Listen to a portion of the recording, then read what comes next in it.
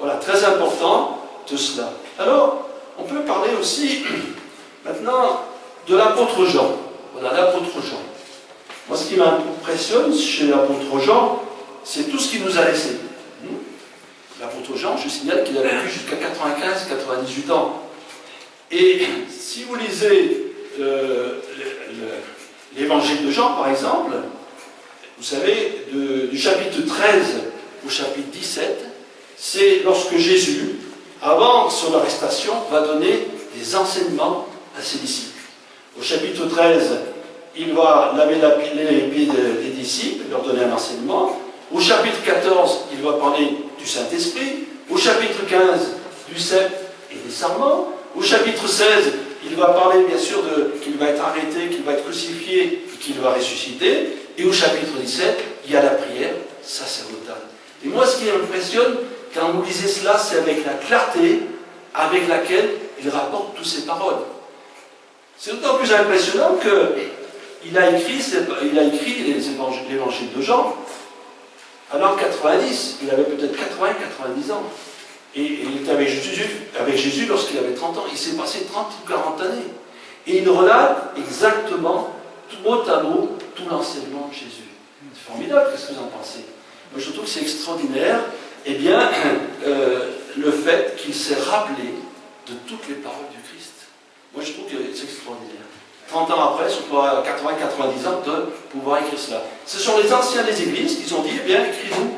Voilà, c'est l'histoire de l'église qui dit ça, que des anciens d'Asie le disent, eh bien, écris-nous ce que tu sais. Formidable. Et heureusement qu'il y a ça. Heureusement qu'on a ces chapitres, surtout l'évangile de Jean, hein, Jean 3,16. Hein, c'est lui, hein, gloire à Dieu. Et puis il y a les épîtres et l'Apocalypse. Formidable. Alors maintenant, on va un peu élargir le mot dépôt, garde le mot dépôt, et je rajouterai avec passion, comme on a entendu ce matin, gardons le mot dépôt avec passion. On va parler aussi des souvenirs. Il y a des chants qui parlent de souvenirs, on chante sur les souvenirs. Ça fait partie aussi du dépôt, ce qui est important de garder dans votre cœur. Ça ne peut penser à personne, ça? Marie, mère de Jésus, elle, quand après que les bergers soient passés, elle gardait toutes ces choses dans son cœur. Et il y en avait des choses qui sont passées. Et deux fois c'est dit.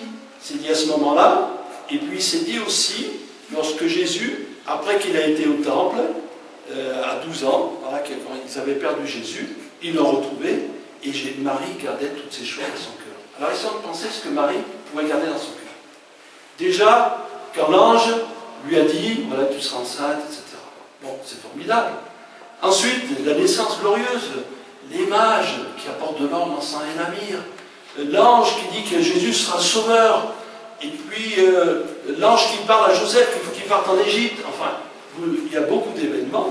Et surtout là, à ce moment-là, lorsqu'après, au 8e jour, ils ont présenté Jésus au temple. Ils ont présenté Jésus au temple. Il y avait un homme, Siméon.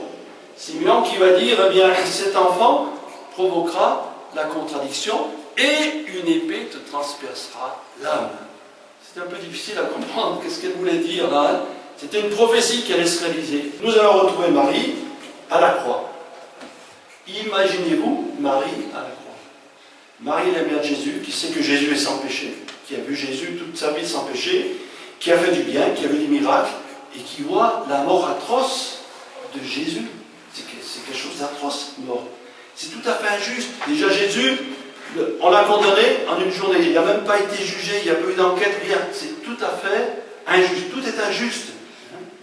Et à votre avis, si elle n'avait pas gardé en souvenir tout ce que l'ange avait dit, non seulement les anges, les événements qui se sont passés, toutes les bénédictions qu'elle a vécues, les protections, et toutes ces choses qui étaient dans son cœur, elle aurait laissé la foi. C'était trop dur pour elle. Et elle s'est souvenue sûrement que Siméon lui avait dit, une épée te transpercera l'âme. Et à la croix, c'est sûr qu'elle a souffert. Mais comme elle a gardé la parole du Seigneur, comme elle a gardé les souvenirs des bonnes choses qu'elle a vécues, eh bien, elle a tenu le choc. Et pour nous, c'est important les souvenirs. Se souvenir de tas de choses dans notre vie chrétienne, de l'intervention de Dieu, tout simplement. Bon, il y a 10 ans et 15 ans, on peut dire, eh bien, j'ai vu un accident, j'ai rien eu du tout. Le Seigneur nous a protégés. Et d'expérience. Alors là-dessus, il y a un verset dans l'Apocalypse, Apocalypse 2, 5, et là, il s'agit de la lettre aux 7 églises d'Asie. Je pense que vous le lisez, l'Apocalypse, ça peut paraître un peu difficile, mais vous lisez les quelques chapitres, les premiers chapitres, et vous verrez que la lettre aux 7 églises est assez compréhensible. Hein. Ici, il est question de la lettre à l'église d'Éphèse. Donc c'est dans Apocalypse 2, verset 4. Mais ce que j'ai contre toi, c'est que tu as abandonné ton premier amour. Souviens-toi donc d'où tu es tombé, repens-toi et pratique les bonnes œuvres. Bon, ça concerne l'Église, mais ça peut nous concerner nous aussi, hein, où on a peut-être oublié notre premier amour. Ou alors on va rencontrer un chrétien, une chrétienne, qui depuis longtemps ne vient plus. Et on va lui parler avec amour. Hein, on ne va pas être dur avec lui. Voilà, on va lui dire simplement, tu te souviens? Tu te souviens ce que tu étais avant? Hein? Tu te souviens quand tu étais dans la drogue, quand tu étais dans le péché, ou alors tu étais découragé, tu ne savais pas où tu en étais. Et puis, tu es venu entendre la parole de Dieu. On a prié pour toi. Hein? Et puis, ton problème s'est réglé. Tu as été délivré, tu as été béni. Et surtout, tu as rencontré Jésus-Christ. Tu te souviens que tu étais heureux? Le jour où Jésus a pardonné tes péchés, que tu lui as demandé pardon, où tu as eu une joie extraordinaire. Tu as eu la joie du salut. Alors on peut lui dire, souviens-toi et reviens au Seigneur. Voilà. Ça c'est important pour le témoignage aussi, de nous souvenir de ce que le Seigneur a fait pour notre vie. Si on s'en souvient bien, on a ça dans le cœur, ça vous arrive à vous, à moi? Alors qu'on ne s'y attend pas, quelqu'un nous dit, ah ben tiens, parlez-nous de votre foi. On était en train de penser à autre chose, et il faut parler de notre foi. Qu'est-ce qu'on va faire? On se souvient. Et on peut dire, j'étais comme ci, j'étais comme ça, je ne croyais pas en Dieu, j'étais un athée, juste là. Et puis, j'ai entendu l'évangile, et puis maintenant j'ai la foi. Alléluia. Je sais que si je meurs, je vais auprès du Seigneur. Un message en 2 minutes, 3 minutes, hein, c'est suffisant. Voilà. Et souviens-toi, se souvenir de notre salut. Après, se souvenir des expériences qu'on a faites. Ça vous est arrivé, à vous comme à moi. Moi, je me rappelle, par exemple, en 85, ici, il y a eu un grand rassemblement de jeunesse, 1985, je me rappelle encore. Et on se souvient, je me souviens d'un message de pasteur allemand qui était venu lors d'une convention, du message qu'il a fait, et je me souviens des choses importantes. Pourquoi? Parce que le message qui a été apporté, ça correspondait à mon cœur. Et ça fait tilt. Et ça, je le garde, parce que c'est des bonnes choses. Et on se souvient, se souvenir, donc, des bonnes expériences qu'on a faites dans notre vie. Et puis, ça nous permet d'être reconnaissants envers le Seigneur. Parce que des fois, on ne sait pas quoi dire au Seigneur. Eh bien, il dit, il y en a des choses à dire. On peut lui dire, merci Seigneur, parce que tu m'as gardé lors d'un accident. Merci Seigneur, parce que tu me communiques la foi. Merci Seigneur, parce que ta parole, elle est vivante. Je la vis chaque jour. Et ce qu'ont vécu les hommes de la Bible, je le vis aujourd'hui. Alléluia. Et merci Seigneur, parce que tu remplis mon cœur de ton esprit. Tu me donnes la passion, tu me donnes vraiment le désir de te servir. Voilà. Ça, c'est merveilleux, toutes ces choses. Hein. Et puis, il y a aussi les promesses. Est-ce que Dieu vous a fait des promesses? Oui, il y en a plein. Hein. Voici, je suis avec vous tous les jours jusqu'à la fin du monde. C'est une promesse. Hein. Cherchez d'abord le royaume de Dieu, sa justice, et toutes choses sont données par-dessus. Moi, quand je me suis converti, je n'avais pas compris grand-chose, j'ai gardé ça. Et quand j'ai eu des problèmes, j'ai prié. Seigneur, tu as dit, cherchez d'abord le royaume de Dieu, et tout le reste te sera donné là-dessus. Seigneur, tu vois, je suis au chômage. Eh bien, Seigneur, aide-moi. Et le Seigneur m'a aidé. Ces promesses qu'on les a entendues des années, il faut les garder. Il faut les garder, hein. Il ne faut pas les oublier, parce qu'elles sont toujours aujourd'hui pour nous. Vous ne croyez pas? Et surtout des promesses qu'on a vécues, qu'on avait une situation, et Dieu est intervenu. Amen. Ça, c'est bien. Et puis aussi, j'appelle ça, garder dans son cœur les appels. Est-ce que Dieu n'a jamais appelé quelqu'un? Il nous a appelé une fois, et pour certaines choses. Il y a des fois, on a été étonné, en voyant la vie des missionnaires ou des hommes de Dieu, et j'ai entendu des témoignages là-dessus, d'un homme de Dieu qui dit, à 5 ans, Dieu m'a touché, j'ai accepté Jésus. Et puis il m'a dit, un jour tu seras serviteur de Dieu. Ça s'est passé peut-être 20 ans après. D'autres qui ont dit, moi j'étais appelé, dès que j'étais jeune, je savais que je serais missionnaire. Il y en a même qui savaient où Dieu les envoyait. Donc, ils ont eu un appel. Les années se sont passées. Mais après, ils ont dit, oui, tu as mis ça dans mon cœur. Maintenant, réalise ce que tu m'as dit, Seigneur. Réalise. Dernièrement, il y a un pasteur comme cela, il avait été appelé à aller dans un certain pays en Afrique, et puis il n'a pas pu à cause des événements, il s'est rappelé de l'appel qu'il avait eu, et il a dit, Seigneur, j'aimerais bien y retourner. Gardons dans nos cœurs ces choses. C'est important, ça va fortifier notre foi. Et puis, il y a toujours dans Timothée ce verset qui est important. Dans Timothée, on a pris le chapitre 2, donc c'est pas loin du chapitre 2, et on peut lire ça donc au verset 8, un verset étonnant. Vous n'en trouvez jamais des versets étonnants dans la Bible. En voilà un autre. 2 Timothée, chapitre 2, verset 8. Souviens-toi de Jésus-Christ, issu de la postérité de David, ressuscité des morts, selon mon évangile. Souviens-toi. Dire ça à un serviteur de Dieu. Souviens-toi. Il s'en souvenait, Timothée, de Jésus-Christ. Il le servait. Alors qu'est-ce qui se passe?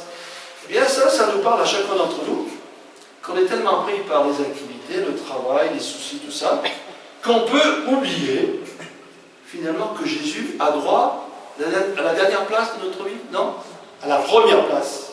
Et les choses de la vie, parfois, nous prennent trop, et Jésus n'est pas à la première place. Alors, ça veut dire ça. Mais ça veut dire aussi que quand on sert le Seigneur, on est pris aussi par l'activité. Voilà, il y a beaucoup d'activités du Seigneur, elle est merveilleuse. Il y a visiter les personnes âgées, visiter les chrétiens, aller évangéliser, bien sûr, prêcher, etc. On peut être pris aussi par trop l'œuvre de Dieu et oublier le Christ. Lorsqu'on prend le pain et le vin, qu'est-ce qu'il a dit Jésus? Faites ceci en mémoire ou en souvenir de moi. Il est important qu'on se souvienne du Christ et qu'on ait toujours dans la journée des moments où on pense à Jésus. Jésus, tu es mort à la croix pour moi. Je sais, mais j'y pense, parce que c'est une réalité. Et je réalise à la croix ce que tu as souffert pour moi, que tu as été frappé, brisé, humilié. Et puis, comme quand on prend le pain et le vin, on prend le pain et le vin jusqu'à ce qu'il revienne. Alors Seigneur, je me souviens que tu reviens aussi. Alléluia. Et je voudrais dire, comme l'Apocalypse, Amen, Seigneur Jésus. J'ai ce désir que tu viennes, Seigneur, parce que j'aimerais tellement être avec toi. Alors ça, on pense à Jésus. Puis on pense à la résurrection. Jésus t'est ressuscité, c'est formidable. Puisque tu es ressuscité, eh bien je vais ressusciter un jour. C'est un corps glorieux, formidable. Et puis Jésus, je pense, au fait, tu es assis à la droite de Dieu. C'est formidable. Et tu pries pour moi. Moi je ne te vois pas, mais toi tu as un regard dans ma vie. Alors Seigneur, moi je veux que tu prennes la première place. Je veux penser à toi. Il est dit, bien sûr, le premier commandement de Dieu, c'est de lui rendre tout ton cœur, toute ton âme. Pensez au Seigneur. Laissez un peu de côté ces choses du monde qui essaient de nous éloigner de la présence du Seigneur et revenir à garder ce bon dépôt.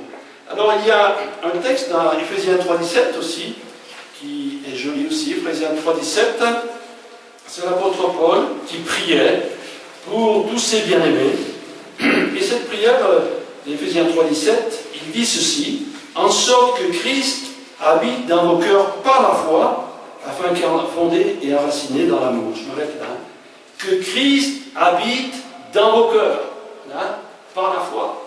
Qu'il y ait ce dépôt de Christ en nous. Il y a un autre verset dans les Galates 4,19 qui nous dit ces choses-là. Galates 4,19. Voilà, on va venir aussi dans cette pensée, avant de terminer ce message. Mes enfants, pour lesquels j'éprouve pour qui j'éprouve de nouveaux douleurs de l'enfant, afin que Christ soit formé en vous. Afin que Christ soit formé en nous. Il est évident que lorsque notre cœur, qui est ce dépôt, où nous déposons la parole de Dieu, elle agit en nous, qu'elle agit fortement en nous, comme une bonne semence qui tombe sur une bonne terre, et elle va produire une foi. Hein? Eh bien, comme ce dépôt aussi, eh bien, il doit être de garder la parole de Dieu, de garder les souvenirs, les expériences de Dieu, de garder aussi les appels, les promesses de Dieu. Eh bien, tout cela va faire que Christ va habiter en nous. Ce dépôt va faire que nous allons avoir la nature de Christ. On va se dire, tiens, j'ai changé de caractère. Ça vous arrive? On vous l'a dit? On me l'a dit. J'espère qu'on vous l'a dit que tu as changé. Quelqu'un qu'on ne voit pas depuis 10 ans, un ami, un copain, quelqu'un de ta famille. Oh, dis, tu n'es plus le même. Avant, tu étais coléreux, maintenant je te vois différent. Qu'est-ce qui t'arrive? Alors, témoigne formidable, telle bonne occasion de parler du Seigneur. Hop, Jésus a changé ma vie.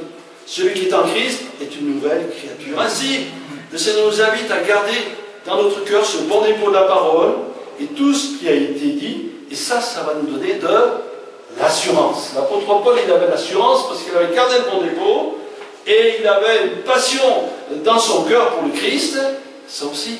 Et non seulement l'assurance, mais l'espérance.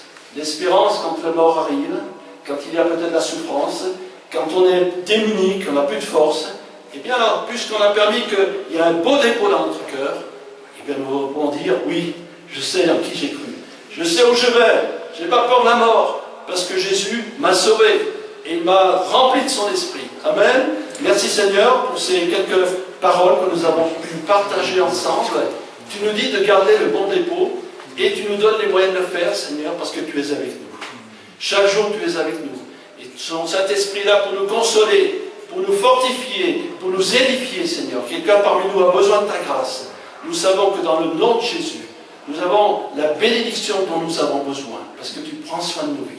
On permet que chacun cette année, Seigneur, nous puissions grandir dans la foi. Nous pouvons faire de bonnes expériences, Seigneur, que nous puissions avoir la passion des âmes, que nous puissions nous aimer, frères et sœurs, encore davantage, Seigneur. Nous croyons que tu vas le faire, parce que tu es fidèle à tes promesses. Amen.